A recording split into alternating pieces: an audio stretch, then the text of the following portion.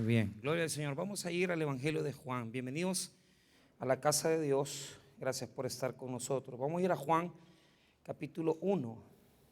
Vamos a ver ahí un tema de formación. Juan 1:19. Juan capítulo 1, versículo.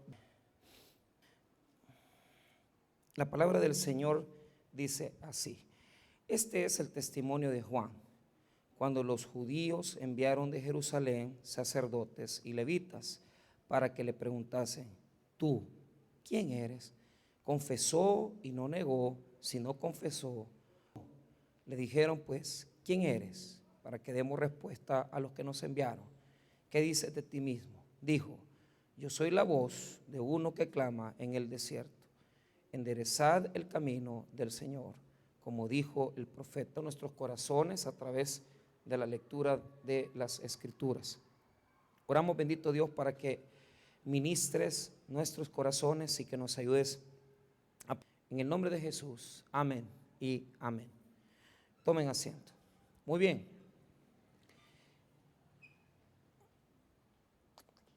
Yo prediqué un mensaje el viernes que se titula Cielos abiertos. Día viernes. El día viernes aprendimos que al venir Jesús a iniciar su ministerio, los cielos se rasgaron. Los que vienen el viernes, que están aquí algunos, lo saben. Pero este tema es un segundo tema, unas perspectivas distintas. Ahora, veamos un poco de este evangelio. Fíjese que lo que sucede es que el evangelio de Juan tiene connotaciones diferentes a los evangelios de Mateo, Marcos y Lucas. Una de ellas es, diga conmigo, diálogos. Es decir, los otros evangelistas no se toman el tiempo, porque no lo pueden hacer, de poder desarrollar, pero todos estos diálogos tienen un trasfondo muy importante, que es anunciar no solamente su presencia en medio de su pueblo, sino que también, ¿verdad? Entonces, aunque Jesús en todo el evangelio de Juan, ¿verdad? Nunca dice, ¿verdad? Yo soy Dios, ¿verdad?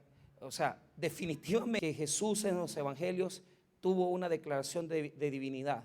Jesús, cuando hablaba en tercera persona, es decir, cuando hablaba de sí mismo, ¿verdad? Nunca decía yo soy esto, no, sino que dice el Hijo del Hombre hará tal cosa. Entonces, cubierta que Jesús declara su divinidad.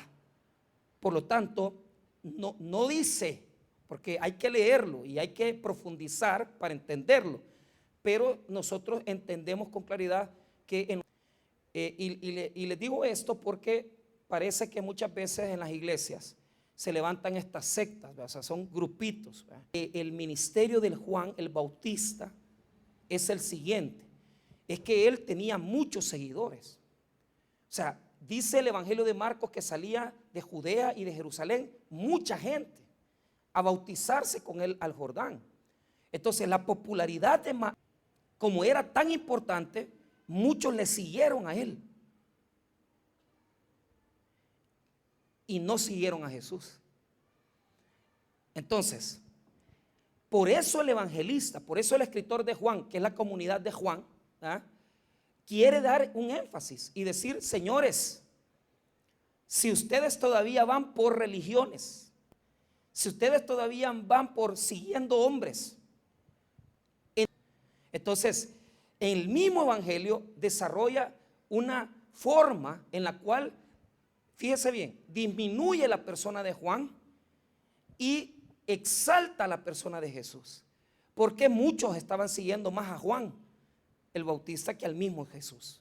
Entonces, por ejemplo, en estos textos que vamos a revisar ahora está claramente esa confrontación, ¿verdad? Entonces, la idea que tenemos que sacar de estos textos es esa, es decir, ok, el título del mensaje es La voz del desierto. La voz del desierto. ¿Y por qué? Escuche, aquí vamos a dividir el texto en dos etapas. Primero, del versículo 19 al 23 encontramos los interrogatorios. Los interrogatorios. Aquí vamos a encontrar varios interrogatorios fuertes que Juan el Bautista tuvo que experimentar, ¿verdad? A razón de los religiosos. El versículo 24 al versículo 28 me muestra el bautismo de Jesús. Entonces, del 19 al 23, los interrogatorios a Juan el Bautista. Y del 24 al 28 encontramos ya la potencia del bautismo de Cristo, el bautismo de Jesús. Muy bien. Ahora, ¿cómo vamos a desarrollar esta enseñanza? El título es La voz del desierto, la voz que clama en el desierto. ¿Por qué? Porque aquí, mire la importancia que nos está dando estos textos. Se había hecho, mire bien, al terminar de escribir el último libro del Antiguo Testamento, que se llama, ¿cómo se llama el libro del Antiguo Testamento? ¿Cómo se llama? Malaquías. Entonces, diga conmigo 400 años. No, pero dígalo bien, como que se echó el café de la tarde. Ya les voy a comprar unas buenas cafeteras de este porte, de 200 vasos de café, para que no tengan que tomar ese café ralo, ese café de maldición que muchas veces dan en la iglesia, ¿verdad? Entonces vamos a poner un café potente, que pique los riñones, y que valga $1 para que compren más. Y le vamos a pedir, vamos a comprar pan dulce también, ¿verdad? De nuestros patrocinadores, ¿verdad? Panadería Cucatlán, para que podamos vender aquí, ¿verdad? Bueno, después de ese anuncio y de esos gritos de los niños, mire lo que pasa. Aquí está Juan el Bautista, y viene una comitiva de religiosos. ¿Por qué? Porque en los 400 años de silencio, oiga bien lo que le voy a decir, yo ya yo sé lo que saben los teólogos, yo ya sé lo que dicen, que Dios nunca ha callado, que Dios siempre ha estado hablando. Pues sí, pero no me estés criticando. Lo que te estoy diciendo es que esto es algo real. El hecho de que en 400 años no se escribió más otro libro. El Antiguo Testamento se cierra con Malaquías y Dios cerró su voz. Ya no existía, ya Dios no apareció en ese escenario. Claro, yo entiendo que Dios se siguió manifestando de otras maneras, pero lo que quiere decir cuando dice la gente que hubo 400 años de silencio es que no se escribió otro libro más. Entonces, ¿cómo se inicia el Nuevo Testamento? Esa es la pregunta. ¿Cómo se inicia el Nuevo Testamento? Se inicia en la persona de Juan el Bautista. Allí se inicia. ¿Por qué? O sea, cuando te pregunten mira, claro, yo no te estoy diciendo cuál es el primer libro del Nuevo Testamento. Ya sabemos que el primer libro del Nuevo Testamento es Marcos. No, lo que te estoy diciendo es que el inicio del Nuevo Testamento es Juan el Bautista. ¿Por qué? Y ahorita te lo voy a decir. Se habían desarrollado varias, pero dos sectas poderosas. Una era la de los fariseos. Los fariseos interpretaban los textos bíblicos y ellos tenían una fijación por la ley. Y lo que ellos querían era que se aplicara la ley y le añadían a la ley, de tal manera que ellos obligaban a la gente a vivir bajo cargas que ni ellos podían cumplir. Y los exhortaban para que el pueblo, hermano, pudiera vivir de una forma religiosa. Los fariseos, hermano, tenían el control de la interpretación de los textos. Y por lo tanto, ellos, hermano, por ese tiempo, le estoy diciendo, unos 200 años antes ya, de unos 150 años antes de Jesús, tomaron el poder a través del silencio de Dios. Porque cuando Dios no habla, se levanta gente a imponer, a inventar leyes, a implicar gente y decir, mira, en la iglesia se tiene que hacer las cosas de esta manera, si no te condenas, si no te vas al infierno.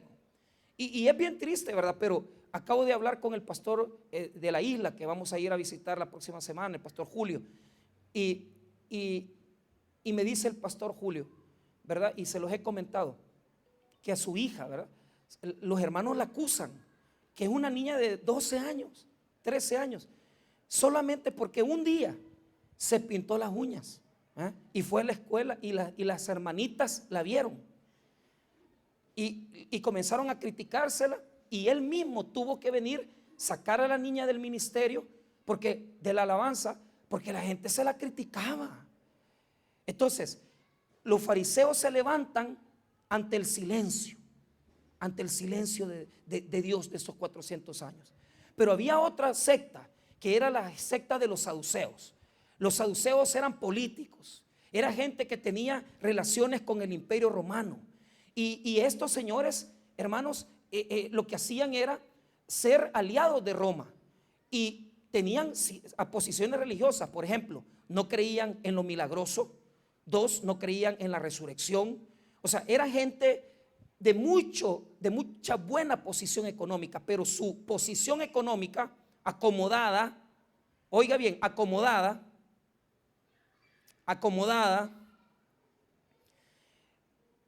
les obligaba a quedarse callados, porque Roma les daba billete, porque Roma les daba pisto. Entonces ellos a conveniencia se quedaban quietecitos, porque sabían que si se levantaba una revuelta en Jerusalén, se levantaba una revuelta en Galilea, lo que iba a pasar es que Roma ya no les iba a dar pisto. Entonces, que no sé qué están celebrando, el día del niño ya pasó, pero yo creo que es la Navidad anticipada. Bueno, fariseos, dueños de la religión. Saduceos, dueños de la posición acomodada, económica, Roma. Entonces, cuando Juan el Bautista comienza a tener un crecimiento y la gente sale de Judea y Jerusalén y comienzan a ir al desierto a bautizarse, el templo siente que pierde fuerza. El templo siente que pierde poder. ¿Por qué? Porque ellos saben que si Juan el Bautista está bautizando en el desierto, ellos pierden clientela. Ya no les van a llegar el día sábado, ya no van a llegar a la Pascua, ya no van a llegar a las fiestas judías. ¿Por qué? Porque en el templo se perdona pecados. En el templo, hermano, se presentan ofrendas. Pero ojo, todo se paga en el templo. Entonces los religiosos se incomodan y dicen: ¿y este Juan quién es? Porque ojo, tal vez sabían el nombre, pero no les importaba. Lo que ellos querían era ver cuál era el movimiento que tenía, porque si el negocio de Juan le crecía, la tienda de ellos se perdía. Ojo, ahí en el templo se vendían animales, se vendían palominos, se vendían, hermanos, animales para el sacrificio. En el templo, hermano, se cambiaba dinero. La gente venía con sus moneditas judías y las tenían, con sus monedas romanas, y las tenían que cambiar por monedas del templo, porque Dios no recibe monedas si no son monedas del templo judío. O sea, entonces, y el templo se convirtió en el Banco de Jerusalén. No había un lugar donde había más dinero guardado que en el templo de Jerusalén. Entonces, cuando estos señores, los fariseos, los saduceos, los sacerdotes, los religiosos, se dan cuenta que aquel ha puesto otro negocio, otro negocio, vienen y mandan una comitiva. Diga conmigo, comitiva. Diga conmigo, ¿cómo le podemos decir? Organismos de inteligencia, ¿verdad? Porque, hey, anda a ver que él, ¿cuánto siente en el culto? Se ha levantado otra iglesia por allá, mira, y allá se están yendo los hermanos del Taber. Entonces estos tipos mandan un comité, una comitiva, para que vayan a interpelar a Juan, porque a Juan está vendiendo más pupusas. Juan le está creciendo el negocio, el changarro. Entonces, es que mire, hermano, es que los evangelios son tremendos. Es que uno los confronta, pues uno dice: qué tremendo esto. Desde ese tiempo ya había esto, ya existía.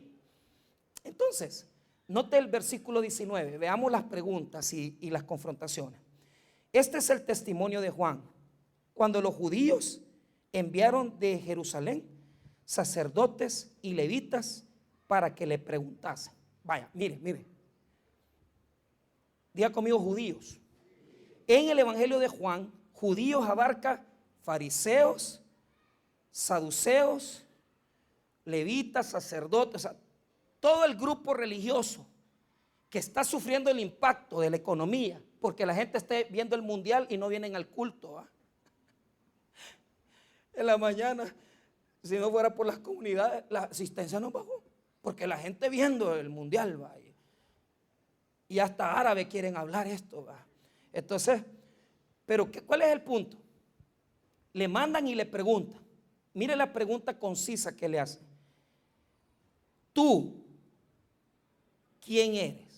Ponga atención, en griego, diga conmigo, tú. O sea, ya con maldad, ya, tú, ¿quién eres? Ojo, ellos ya sabían quién era él. Pero lo que le quieren preguntar es, ¿qué hace? ¿Cuál es su misión? ¿Cuál es su función en toda la cuestión? Porque lo que a ellos les impresiona es que a él se le está llenando el movimiento de gente bautizada y ellos están perdiendo miembros. Entonces, tú, en griego, ¿quién eres? Ahora, Juan trabaja una forma textual donde dice, confesó, y eso quiere decir es una fuerza que le está dando a la respuesta. Mira lo que dice el versículo. ¿Tú quién eres? Confesó, verso 20. Confesó y no negó. Si no, confesó. O sea, es lo mismo. Las dos cosas son las mismas, solamente que una es positiva y una negativa. Note que dice confesó y no negó. Si no, confesó. 2 puntos. Mire lo que dice. Yo no soy el Cristo. ¿Por qué? Desde el Antiguo Testamento, ellos estaban esperando un libertador, alguien que se pareciera a Moisés. Cristo en griego quiere decir, diga conmigo, ungido. No, pero dígalo bien, ungido. Christos, ungido. El ungido, el Mesías es lo mismo, es el ungido. Pero ¿cuál es el punto? En el Antiguo Testamento había una connotación, y esto, hermano, era lo que pensaban los religiosos. O sea, ellos sabían que estaba prometido en el Antiguo Testamento que el Mesías iba a venir, el libertador. Entonces, lo que quieren saber es si este que está bautizando en el desierto es el Cristo verdaderamente. Entonces, ¿por qué? Porque hay gente, hermano, que realmente la idea de esto es político. Es político. Cristo es político. Es algo político. Es un libertador. Es un libertador político. Es un guerrero político. Es quien se va a levantar a liberar a Israel de Roma. Y ellos quieren saber si él es eso. Entonces, no les importa quién es. Lo que ellos quieren saber si es el Mesías. Y entonces, mire lo que dice él. Si no confesó, yo no soy el Cristo. O sea, hay una respuesta larga, pero negativa. Yo no soy el Cristo.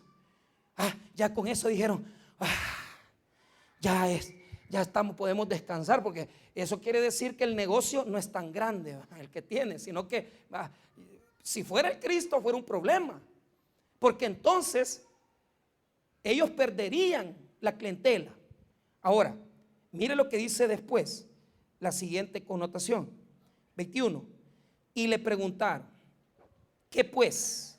¿Eres tú Elías? Dijo, no soy. ¿Por qué? Porque Malaquías capítulo 4, el Antiguo Testamento cierra diciendo que antes que venga, ¿verdad?, el Mesías, tiene que venir Elías el profeta.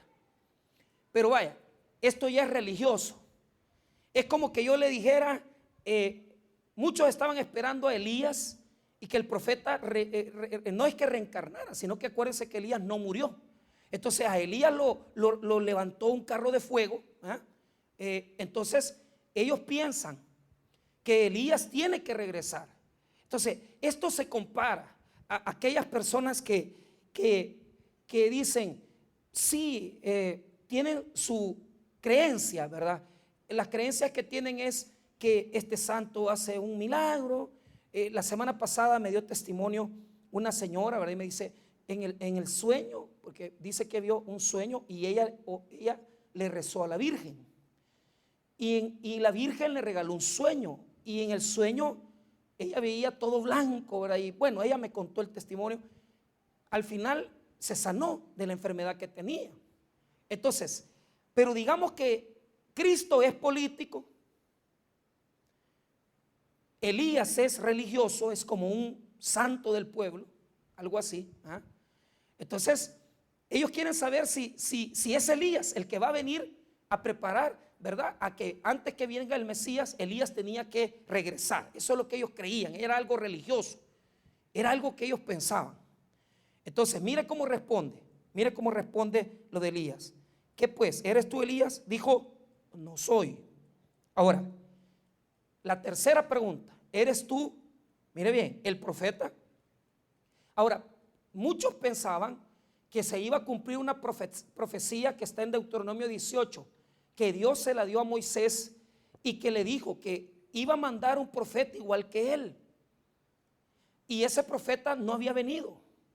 Entonces, los judíos en general, ¿verdad? Mucha gente, no digamos los grandes autoridades, pero muchas personas del pueblo creían que este profeta tenía que manifestarse previo a la venida del Mesías.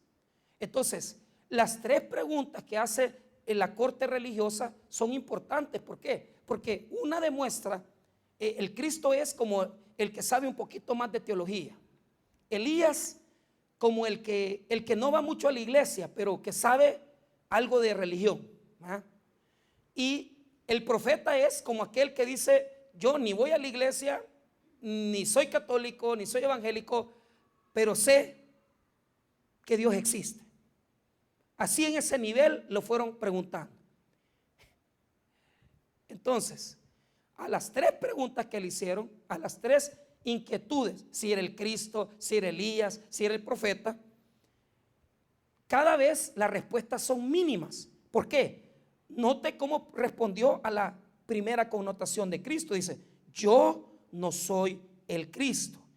A la segunda, él dice, no soy. Cuando le preguntan de Elías, y cuando le dicen del profeta, dice, no. O sea, cada vez menos. O sea, menos. Elías, no soy. Y el profeta, no, tampoco. Entonces, la gente quería saber, decirnos, pues, ¿quién sos? Pues yo quiero, nosotros lo que queremos es saber, ¿quién sos vos?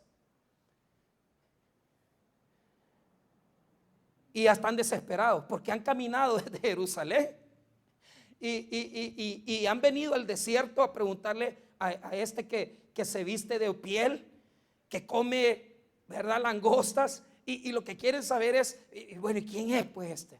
Entonces, mire lo que dice el versículo 22. Le dijeron, pues, ¿quién eres? Para que demos respuesta a los que nos enviaron. ¿Qué dices de ti mismo?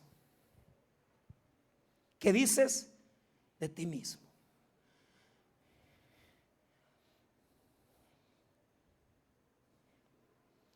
Y aquí él podría haber dicho, es que mira, yo he venido a tal cosa. No. Sino que él responde con algo bíblico, responde con un texto profético, responde con un texto del libro de Isaías y dice, mira lo que dice en el versículo número 23. Dijo, yo soy la voz de uno que clama en el desierto. Enderezad el camino del Señor, como dijo el profeta Isaías. Diga conmigo, una voz. Una voz. En griego es una voz, no es yo soy una voz. Eso es lo que responde. ¿Y sabe por qué es importante? Porque él no está explicándoles que él sabe teología, que él conoce de las cuestiones de las promesas del Antiguo Testamento, sino que él lo que está haciendo es tomando un texto de Isaías 40 y les está diciendo, este texto bíblico se está iniciando a cumplir. Y esto, hermano, nos lleva a Isaías 40, verso 3 en adelante. Mire lo que dice Isaías 43.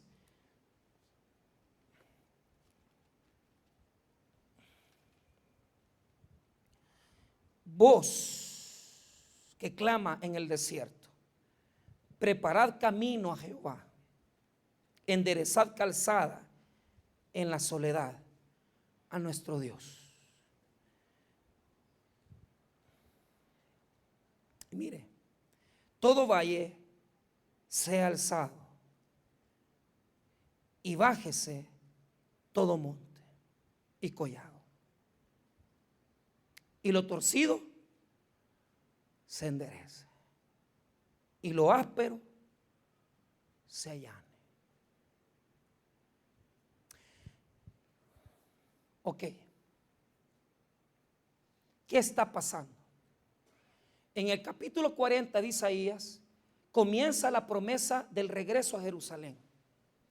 Y lo que está pasando aquí es que inicia el capítulo 40 con una voz que dice: prepárense.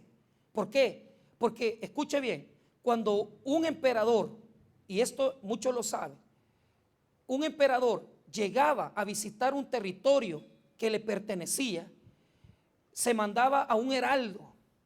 El heraldo, hermano, lo que hacía era anunciar en la ciudad que el emperador llegaba, el emperador venía, que el emperador ya estaba cerca. Y lo que tenía que hacer la ciudad es prepararse para hacer caminos donde el emperador pudiera caminar, para hacer caminos donde el emperador pudiera, hermano, ver limpio, ver aseado. Cuando el señor presidente Barack Obama vino a El Salvador, se preparó no solamente todo el camino de Comalapa, del aeropuerto, la zona rosa. Claro, ellos arreglan donde pasa el presidente, pero no arreglan donde no pasa, ¿verdad? O sea, pero ¿quién va a llevar al presidente a ver los grandes orificios, ¿verdad?, que se abren en las calles? ¿Quién va a llevar al presidente a ver las calles, ¿verdad?, donde hay más suciedad? ¿Quién va a llevar al presidente de Estados Unidos, una potencia mundial, a ver, hermano, donde están las zonas rojas de la ciudad? Nadie. Cuando viene el emperador, se prepara el camino más limpio, más ordenado, porque por ahí va a caminar. Entonces, escuche bien, Juan el Bautista es la voz, es una voz. Lo que está diciendo Juan es: yo no he venido a hablar de mí, yo no he venido a hablar de mis circunstancias. Lo importante del evangelio no eres tú. Lo importante del evangelio no son los pastores.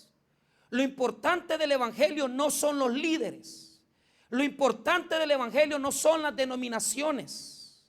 Lo importante del evangelio no es, hermano, el tamaño del templo donde te congregas. Y entonces, pastor, ¿qué es lo importante del evangelio? Es el mensaje del evangelio de Jesucristo. Tú y yo no somos nada. Lo importante es el mensaje de liberación de Jesús, que ha venido a dar libertad a su pueblo de este mundo que está condenado y que necesitamos hablar de Cristo siempre.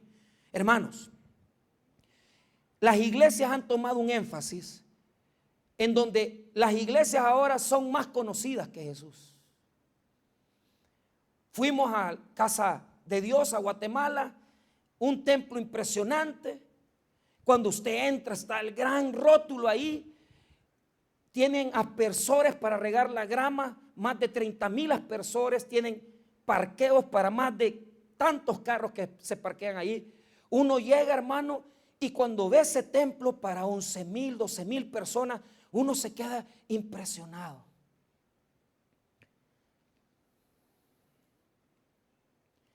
Para mucha gente el templo es lo principal.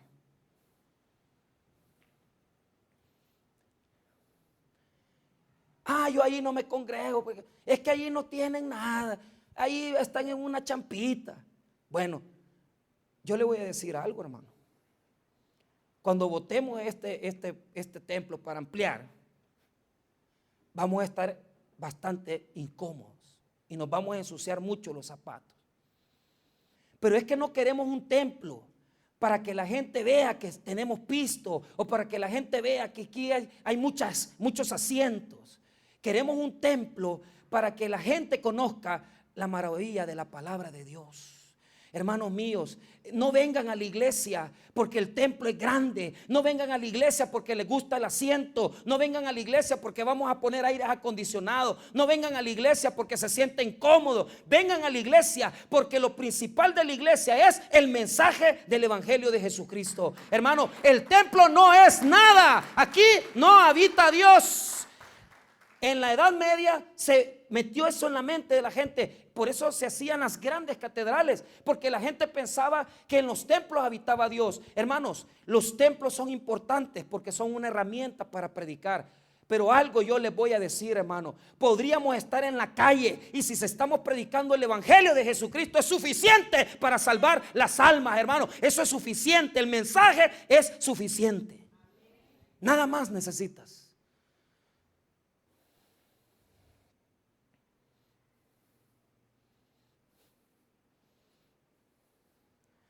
Otros levantan al líder, al pastor. Oh, nuestro pastor. Y nos ponemos los grandes biografías y como que fuéramos héroes. Y fuimos a las misiones y después caminamos descalzos y llevamos la cruz de Cristo aquí en la espalda. Y la gente afama a los predicadores. Miren, a mí no me ofende que usted me diga hermano. Es más, ni primo, dígame si quiere.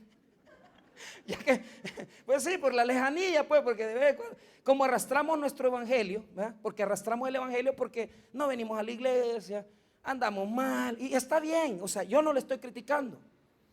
Y lo que le digo es que queremos que el sacerdote fulanito venga porque tiene que venir a darnos los santos óleos, ¿verdad? Y queremos que el sacerdote fulanito nos celebre los 15 años y que nos haga esto. Y queremos que el pastor, ¿verdad?, llegue y que esté en la fiesta. Cuando el pueblo desvía sus ojos, comienza a poner sus ojos en los templos. Pero después de eso comienza a poner sus ojos en los pastores. Y nosotros como líderes comenzamos a tener preeminencia y que aquí se hace lo que el pastor dice y que aquí el pastor manda y que aquí el pastor ordena. Mira vos, yo no sabía que vos habías muerto por nosotros, fíjate. Yo sé que Jesús murió por mí, pero aquí no hay tal pastor que venga y que sea el manda más y que la última palabra. Hermanos míos, por favor hágame un tremendo favor. No venga a verme a mí, no venga a buscarme a mí, no venga porque yo predico bien o predico mal. Venga aquí a buscar, hermano, a adorar al único que lo merece, que es Jesús, hermano. Yo no tengo nada para usted, yo no le puedo dar sanidad, yo no le puedo dar salvación. El único que le puede dar libertad es Jesucristo. Él es el único. No ponga la atención en mí. Yo me voy a morir, me voy a ir de aquí, ya no voy a estar. Pero Cristo estará siempre en el lugar, en su trono. Él nunca se va a mover. Adóralo a Él. No busques líderes. Deja de andar diciendo que en la iglesia del pastor fulano, mira, busca un lugar donde sentarte y hacer lo que mejor sabes hacer, adorar a Dios. Y no andes diciendo que nosotros hacemos cosas buenas por nada. No, nosotros no somos nada, hermanos. ¿Qué decía Juan? Yo no soy, no. ¿Vos podés predicar? No. ¿Vos podés servir? No. Deje que Jesús sea rey. Y deje de andarle robando la gloria a Cristo. Y deje de andarse creyendo la gran cosa. Y deje de andar poniendo sus apellidos y su nombre en las cosas. Usted, hermano, en las cosas evangélicas estoy diciendo, porque claro, hay otras cuestiones como negocios, empresas, que uno puede poner su nombre, pero volvemos a lo mismo. Nosotros no somos. ¿Quién es? Es Jesús. Es Jesús. Y viva su vida así, sin andar recibiendo pleitesía, sin que le digan la niña fulanita, la doña fulanita, el licenciado, el ingeniero, el doctor. Humille ese hombre, sea humilde, hermanito, primo. Adore a Jesús. Porque aquí todos somos iguales, todos somos hijos de Dios y comprados con la misma sangre preciosa de Jesucristo el Señor. Usted vale lo mismo que yo valgo lo mismo que usted. Usted no es más que yo, ni yo soy más que usted. Todos somos iguales porque todos hemos sido comprados por la sangre preciosa de Cristo. Y número 3, hermanos, el templo se hace grande, los pastores se hacen grandes, pero quiero decirles que lo más importante es el mensaje. Entonces, ¿por qué lo digo? Porque mire el mensaje que les está dando Dios. Mire el mensaje que les está dando el Señor a ellos. Lea conmigo el versículo Isaías 43. Léalo otra vez. Voz que clama en el desierto, preparad camino a Jehová, enderezad calzada en la soledad a nuestro Dios. Todo valle sea alzado y bájese todo monte y collado, y lo torcido se enderece y lo áspero se.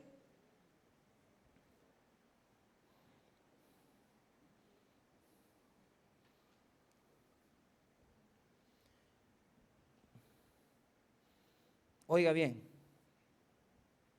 Dios quiere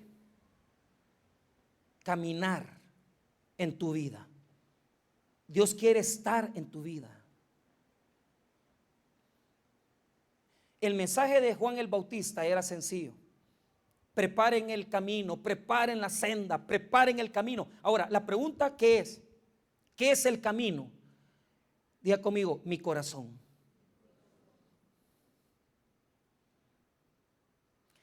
Hay corazones que lamentablemente, como lo dice el versículo 3, mire bien, todo valle, el 4, todo valle sea alzado.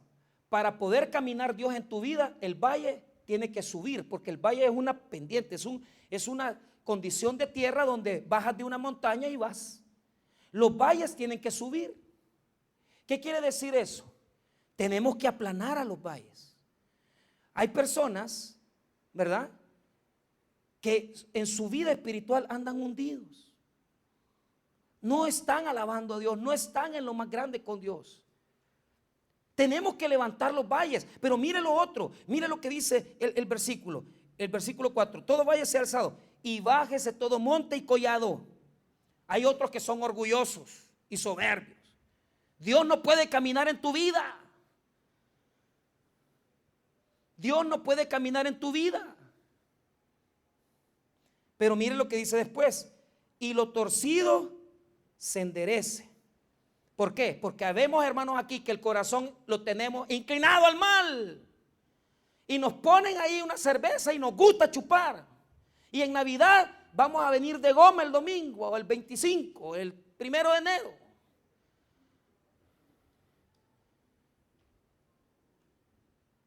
Y mire el otro camino que aparece, dice: y lo áspero se allane. ¿Por qué?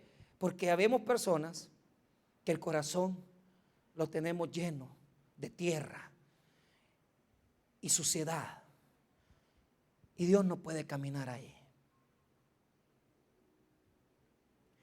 Juan el Bautista está diciéndoles: señores, ya el Mesías, ya Jesús está a las puertas, y ustedes no han entendido el mensaje.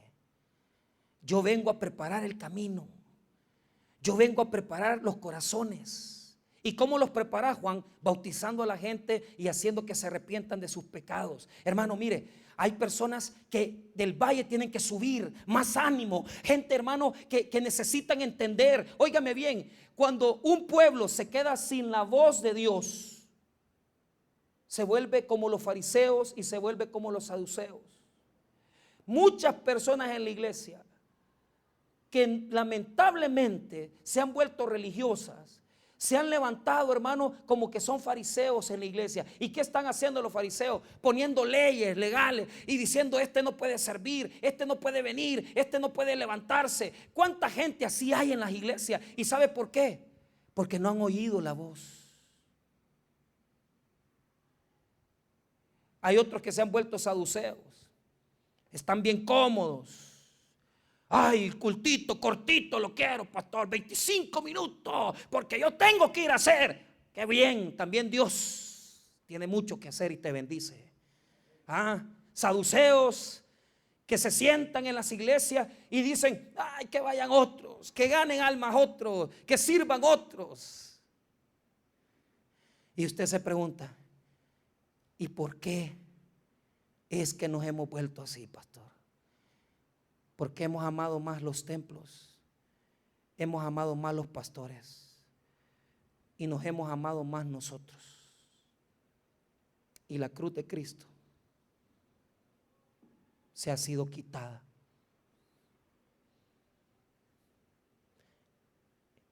Y estamos viviendo un tiempo en el cual las iglesias evangélicas se han llenado de tanta gente que parecemos más fariseos, que parecemos más saduceos. Y entonces, ¿qué tenemos que hacer? Diga conmigo, vuelva al mensaje. No, dígalo bien, vuelva al mensaje. Compre su Biblia, aprenda palabra, marque sus textos, venga al culto, aprenda Biblia, aprenda la palabra de Dios y ya va a ver cómo su vida va a comenzar a cambiar. Y aquel corazón lleno de orgullo, de soberbia, y aquel corazón que nunca quiere venir, yo no tengo tiempo para venir al culto porque vivía en el valle. Aquel corazón tierroso que está lleno de pornografía, que está lleno, hermano, de orgullo, porque lo único que haces, ¿verdad?, es meterte al internet y llenarte de basura. Y de repente querés y decir, ¿y por qué Dios no me bendice? ¿Y por qué Dios no me prospera? Prepara tu corazón porque Cristo viene a tu vida. Él quiere caminar en tu vida y vos no lo dejas. Porque no te metes al mensaje. Estás metido en los chambres de la iglesia. Estás metido en, rapidito, por favor, que termine el culto ya. La alabanza no me gusta. Ay, es que mucho tiempo. Ay, que no sé. Vaya, está bien. Y cuando vengas a pedir una sanidad, ¿qué va a pasar?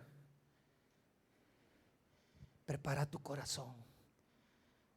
Lo importante de la iglesia no es Juan el Bautista. Lo importante en la iglesia no son los templos. Lo importante en la iglesia no son los pastores. Lo importante en la iglesia no es usted, es Jesús. Y Jesús dice, quiero caminar en tu vida. Deja de llenarte de religiosidad hipócrita. Deja de llenarte de saduceísmo. Y por primera vez, abrí tu corazón porque yo quiero caminar en tu vida. Yo soy el rey que quiere caminar en tu corazón, en tu vida. Pastor, ¿cómo hago para que los cielos se abran y que la voz de Dios me hable? 400 años de silencio. ¿Cuántos años tienes de vivir así? ¿Cuántos años tienes de vivir en la droga? ¿Cuántos años tienes de vivir infidelidad? ¿Cuántos años tienes de estar durmiendo en una cama con una mujer que no es tu esposa?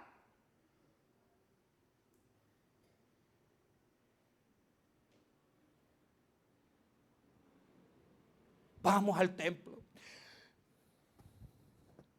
Vamos al templo. Y salir de aquí a ofender a tu mamá, a ofender a tus hijos, a malcriado, porque no has dejado que el rey venga a tu corazón y te ha llenado de religión. ¿Por qué te preocupa que el rey venga? Porque vas a tener que dejar tus malas andanzas. Porque vas a tener que dejar tu egoísmo. Porque vas a tener que dejar tu incomodidad. Porque vas a tener que dejar la cama del mediodía, del domingo, de la tarde para venir al culto. Porque vas a tener que incluso en la semana hacer tiempo. ¿Para qué, pastor? Para venir tal vez a aprender Biblia. Porque vas a tener que dejar tu vida egocéntrica y ir un día donde están los niños de escasos recursos y llevarles una bendición. La pregunta con la que yo cierro es, ¿en qué nos hemos convertido?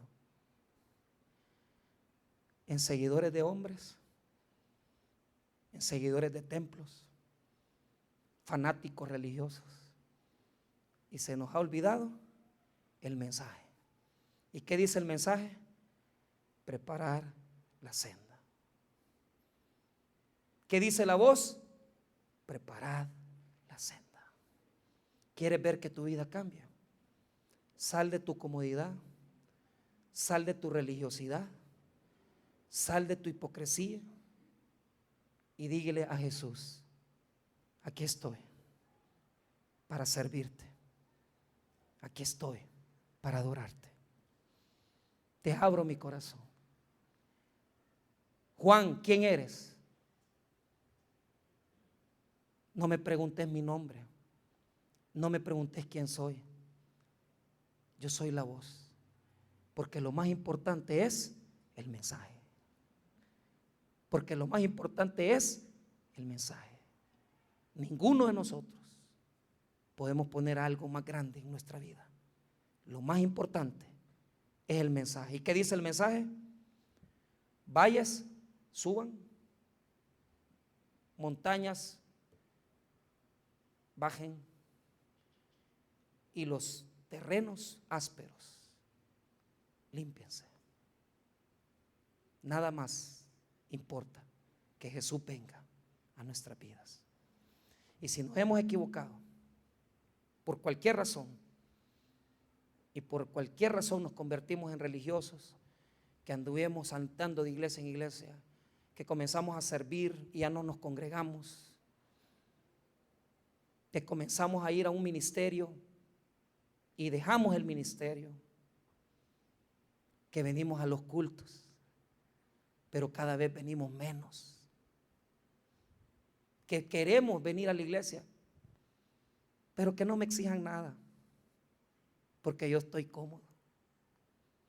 Pues yo te incomodo y te digo: voz que clama en el desierto. No importa si hasta ahora vas a cambiar, pero desde aquí en adelante toma el evangelio en serio y dile a Jesús que venga a caminar a tu vida, a tu corazón. Vamos a orar, hermanos. Padre,